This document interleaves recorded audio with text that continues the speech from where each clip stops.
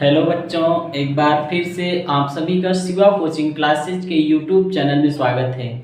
आज हम आप सभी को कक्षा 11 विज्ञान पढ़ाने जा रहे हैं। सभी लोग ध्यान दीजिए, अगर आपने अभी तक चैनल को सब्सक्राइब नहीं किया है तो सब्सक्राइब करके घंटी जरूर दबा दीजिए।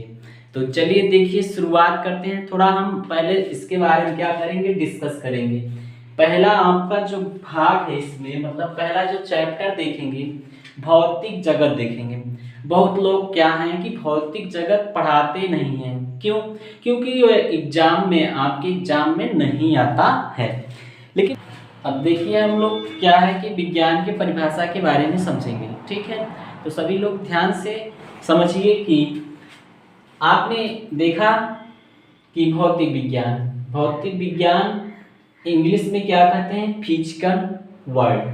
फिजिकल मतलब भौतिक और जगत मतलब वर्ल्ड माने संसार या जगत होता है। ठीक, तो विज्ञान जो है, विज्ञान को इंग्लिश में क्या कहते हैं, साइंस। साइंस जो है साइंटिया से आया है। कहाँ से आया है? Scientia. Science Greek word scientia से आया। ठीक है, तो साइंटिया का मतलब होता है जानना। साइंटिया का मतलब क्या होता है? जानना, टू नो। मतलब विज्ञान का मतलब क्या होता है? जानना होता है। ठीक है, तो ध्यान दीजिए कि नोट में देखिए, नोट में विज्ञान कोई विषय नहीं है बल्कि पढ़ने का तरीका है। विज्ञान वास्तव में कोई विषय नहीं है। हम लोग तो सोचते हैं कि भैया आज तक यही देखते आए हैं कि विज्ञान एक विषय है, और वास्तव में विज्ञान हमारा विषय नहीं है, पढ़ने का तरीका है। कोई भी विषय हो, चाहे गणित का हो, चाहे हिंदी का हो, चाहे जो हो, पढ़ने का तरीका ही ये क्या कहलाता है? साइंटिफिक क्या होता है? मेथड होता है। देखिए, हमने लिख भी दिया है, किसी चीज को पढ़ने के लिए साइंटिफिक मेथड का प्रयोग करते हैं, और यह मेथड जो है, यह आपका साइंटिफिक मेथड क्या होता है? विज्ञान होता है। क्या होता है? विज्ञान। जैसे कि आपने देखा होगा कि जब छोटे बच्चे होते हैं और छोटे बच्चों को पता चला कि पहले भैया क्या किया जाए कि उन लोगों को भैया टेंस पढ़ाया जाए, टेंस के बाद क्या किया जाए, उन लोगों को कुछ महीनों में क्या किया जाए कि उनको अनुवाद मतलब पढ़ाया जाए, और उसके बाद क्या किया जाए, फिर कुछ महीनों बाद फिर क्या हो कि उन लोगों को ABCD पढ़ाया जाए। तो ये मेथड क्या है? ये मेथड ठीक नहीं है। मेथड क्या होना चाहिए कि पहले बच्चों को ABCD पढ़ाना चाहिए, फिर उसमें जो है कुछ वर्डों के इंग्लिश बताना चाहिए, उसके बाद जो है टेंस और अनुवाद की बात करनी चाहिए। तो ये साइंटिफिक मेथड हो गया। ठीक, तो ध्यान दीजिए, विज्ञान जो है कोई विषय नहीं है, विज्ञान बल्कि पढ़ने का एक तरीका है। अब देखिए, विज्ञान को मतलब विज्ञान को इंग्लिश में क्या कहते हैं? साइंस कहते हैं। आपने आज तक यही देखा है कि किसी भी विषय का क्रमबद्ध, सुव्यवस्थित एवं सुसंगठित ज्ञान ही विज्ञान कहलाता है। आपने पढ़ा है, आपने परिभाषा विज्ञान का पढ़ा है, पर इसमें आपने कभी गौर नहीं किया। तो ध्यान देने वाली बात क्या है कि किसी भी विषय का, यहां पर लिखा भी है भाई, किसी भी विषय का क्रमबद्ध यहां पे कॉमा रहेगा, क्रमबद्ध, सुव्यवस्थित एवं सुसंगठित ज्ञान ही विज्ञान कहलाता है। तो यहां पे देखिए लिखा है, कह रहा है कि किसी भी विषय का मतलब किसी के विषय के बारे में जो क्रमबद्ध मतलब क्रम से, सुव्यवस्थित मतलब उसको अच्छे तरीके से, एवं सुसंगठित मतलब क्या है कि अच्छे से उसको संगठित करके जो आप ज्ञान प्राप्त करते हैं वही कहलाता है क्या? विज्ञान कहलाता है। विज्ञान का मतलब होता है, विज्ञान का मतलब क्या होता है? मतलब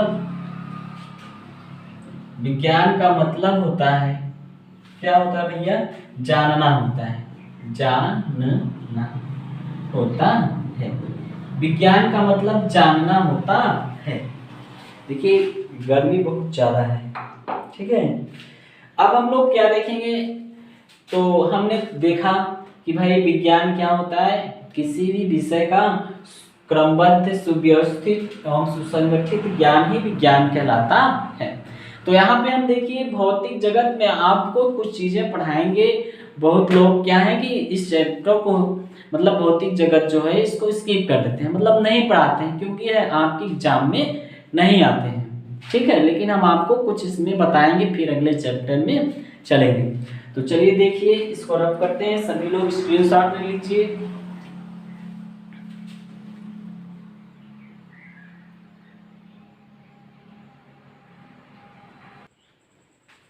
देखिए कि फिजिक्स आपका एग्जाम है, जैसे देखिए PHYSICS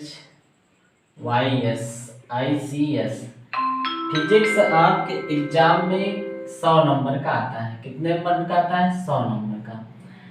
अब देखिए जब आप क्लास 10th में थे तो साइंस होता था, और साइंस में आप फिजिक्स, केमिस्ट्री और बायो तीनों का दे देते थे आराम से।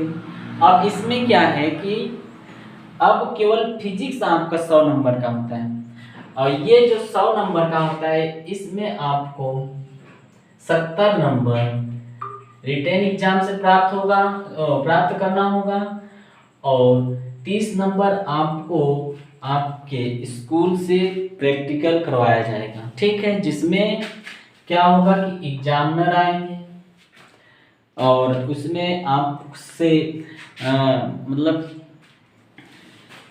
वाइवा लेंगे, आपसे पूछेंगे, और तब आपको 30 नंबर आपको मिलेगा।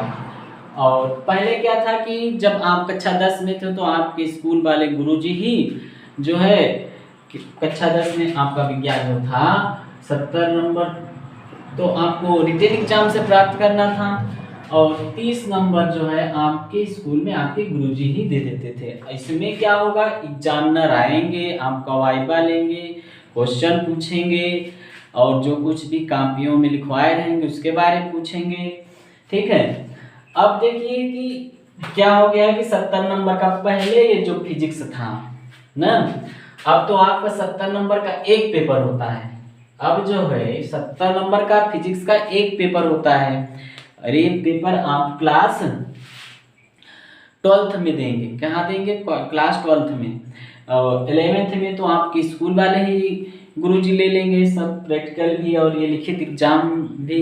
ठीक है, तो ध्यान दीजिए, तो पहले जो होता था ये पेपर, पहले 35 नंबर का 2 पेपर हुआ करता था। 35 नंबर का 2 पेपर हुआ करता था। अब जो है केवल एक पेपर होता है 70 नंबर में, और आपका कोर्स वही है।